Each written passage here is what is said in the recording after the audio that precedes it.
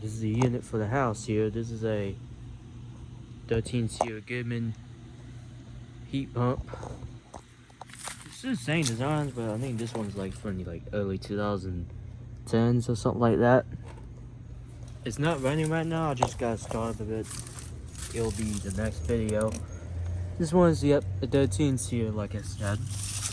Or if I didn't say it was a 13 series. This one has been running. I just got started with it. This one is a 310 from 2010. It's still here. It's like 12 years old. It's still going. Looks like it's got a couple in school in there. You see with the sticker right there. It's a disconnect box.